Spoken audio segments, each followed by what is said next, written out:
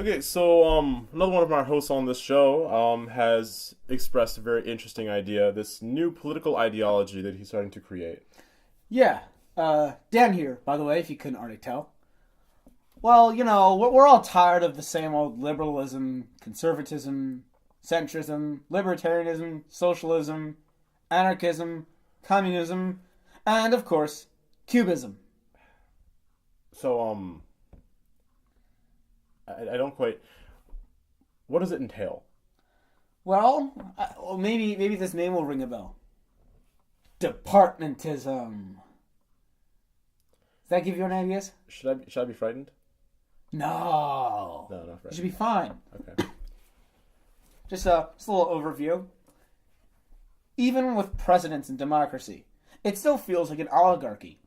God Emperor Bernie Sanders said that himself. I say that with sarcasm. He's a commie pinko, and I do not like him. But you have to understand. When you have one person in charge of something, at any point, it just feels wrong. You have one person in power controlling millions of people. That is wrong. So what I've developed is a system that has no central figurehead of power. We have our departments, kind of like our departments in this country. But instead of the departments more or less being controlled by an individual person each, the departments themselves have no leaders either. So it's a collective run by their collectives. Do you get where I'm coming from? I'm not sure actually. Some people might say that you need an elected official to coordinate to coordinate a country that large. Well, here's the thing. When you have elections in the traditional American sense, people can sometimes go again and again and again and again, and I hate that. I know right now people are pushing for term limits in the Senate, but my term limits are even better. You can only run for one term, not serve, run. If you lose an election, you don't get to run again because you're a failure and you suck. That way, there's always fresh new faces every 4.5 years. Okay. Some people might say, for example, that there isn't that at one point what isn't favorable, what might become favorable at a later date. So, I mean, how do you answer that concern? Yeah, screw that. I see. So, how do you answer the question of how to treat prisoners? I'm glad you asked. As we all know, the prison system is very fractured and is run by corporations that want nothing more than to make money. So my conclusion is to eliminate the prison system entirely. That's a very Smart unorthodox statement. I know that. So what we're going to do is we're going to make use of some old international tradition and make Australia a prison colony again. I have several questions. Please ask all of them. I'd be delighted to. Then ask the questions. Right. Okay. Yeah. So I think my first question would probably be: forgive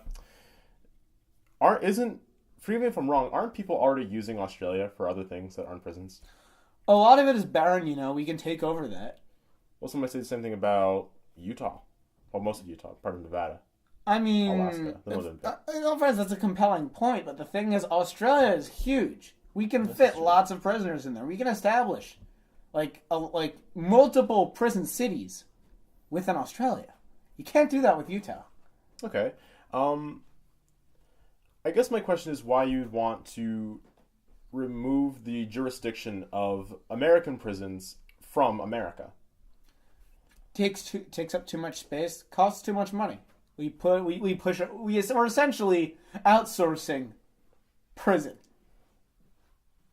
It makes perfect sense. Now, when you say the word outsourcing, do you mean outsourcing to the Australian government? Is No, Australia it's going still to our administer this? territory. But we don't have territory in Australia. Are you suggesting that we actually take territory from Australia to create a prison system in Australia? Dude, we can go to war with Australia. They lost to a bunch of fucking emus. It shouldn't be that hard to take over a decent bit of land in Australia. Make some sense, James. Make sense. Please. Okay. How... Oh my god. How would you address income inequality? Income inequality? Income inequality. How would you That address doesn't it? exist, Doesn't exist. This is, America is technically a communist nation. How? How is it not? You look around, everyone's the same. I'm not sure. I forgive me. I'm a little confused. I'm not sure I understand where you're going. There, it's been documented. There's a very large disparity of wealth in the United States between the richest and the poorest. Well, that's in what its you population. think. Well, no, I mean there's been various nonpartisan studies that indicate this. Okay, I have a quick question. Where are you getting your news? Where are you hearing about this? The BBC, Reuters, AP, Oh, NPR. so shit news. Okay, I get it. Well, I mean, these are reputable sources usually. No, I mean, no, they're lies. Mainstream media lies. Well, what would you consider to be a reliable news source? I get all my news from the Subway website. I mean, their sandwiches aren't that good, but if you look deep enough, you'll get all these. You get all these. I know this sounds so ridiculous. You have to believe me here. If you look deep enough in the code, you're gonna find like legitimate news about the lizard people and the cloud people, and that dogs are cats. Trust me. Go in there. If you look up the page devoted to the Italian hoagie, you will, in time, through looking through code and hacking and stuff, you'll find the truth. I don't.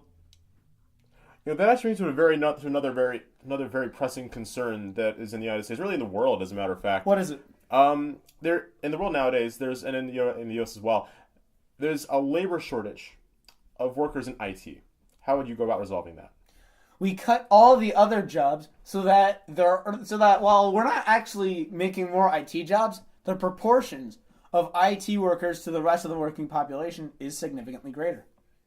So let me get this straight. You're suggesting that we actually eliminate other industries to create more unemployed people to divert them to IT? Yeah. Well, that does solve the problem of a shortage of workers in information technology. It also creates new shortages. So how do you resolve those shortages?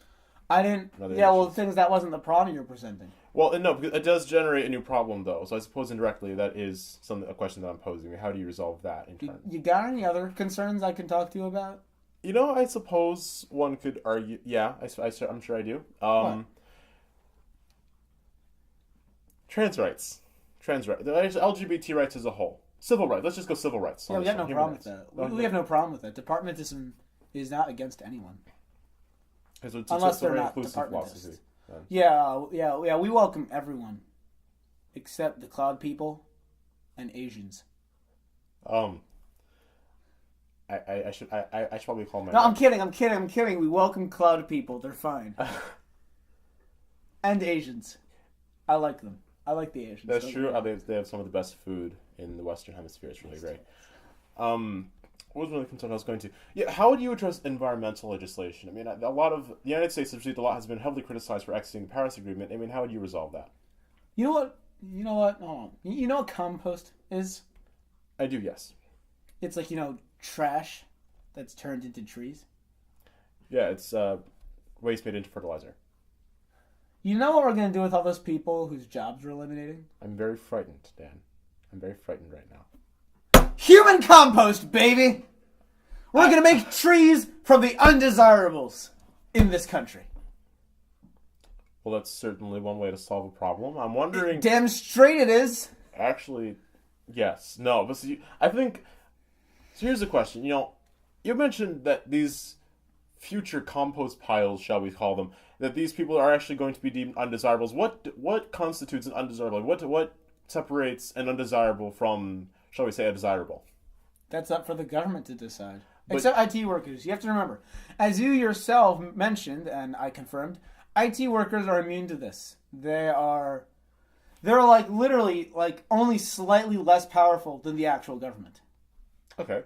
But what you're if I understand correctly, what you're advocating is a very decentralized government. Is that correct?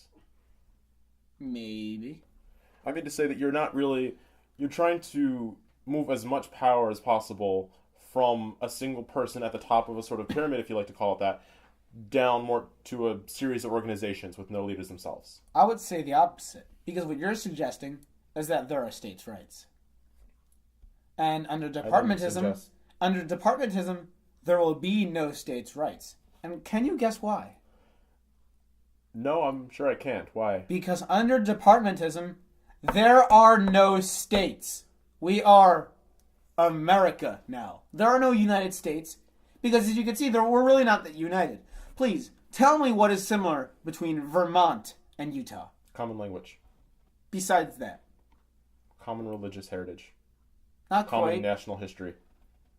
So common European heritage you know, as well. it sounds like you're not. It sounds to me like you don't go on Subway.com enough because this all sounds like lies Well, I don't. fed by the mainstream media. I like Chinese food. You know, for someone who co-hosts this great truth podcast, you're saying a lot of lies. Why did we hire you again? Because I don't remember. Yeah, it's fair. I don't remember either. I was asking you. That's a good. Yo, Ben. Yeah. Why do we hire James again? He doesn't. Racial quota. Oh, that's right. We didn't. Oh yeah. Yeah. Yeah. That makes sense. I mean, we that's didn't really need to do that. We just sort of felt, hey, let's shake things up. Well, why him? He was the only person who found us. I don't know. It's not like our headquarters are terribly easy to find. I mean, when you don't really put an advertisement out there, you don't have a sign indicating where you are. Oh, we can't advertise because that is selling out to big media. Well, you're right, but when you sort of sequester yourself... I'm not here to make money off the truth. Everyone deserves to hear this. I'm sorry, Well, we were talking about obviously, Departmentism. but when you put your headquarters in the middle of nowhere, sequestered... from the Middle rest of the nowhere, we're society, in New Jersey. The thing is, when you sort of hide your headquarters in a spot where no one ever think to look, you have to get lucky with people stumbling upon it by accident. That's why we hired James. Now, I personally think he's a wonderful asset to our team. Sure, I may not agree with him about everything, but if we agreed with everything with the people coming in here, we wouldn't have a show. So, I'm okay with him here. And that, Ben? ladies and gentlemen, is the story of why I no longer take LSD. I'm sorry, you were saying about Departmentism. Ben, Yeah? that was the most beautiful thing you've ever said. Why, thank you. Well, second most beautiful thing. The first one was fuck the media. Okay, yes. No, I have that tattooed. No, On my dude, foot, I'm actually. asexual. I don't want to fuck anything. that sounds like a very painfully administered tattoo. Well, that's because you're a wimp. And you're not really American. Okay, we all agree we're not releasing this, right? Oh, Probably sure. Now, not, no. we're going to put this in the vault. This is something we're going to do for fun. This definitely won't be on YouTube. Let's just never have this see the light of day. Okay. Of course.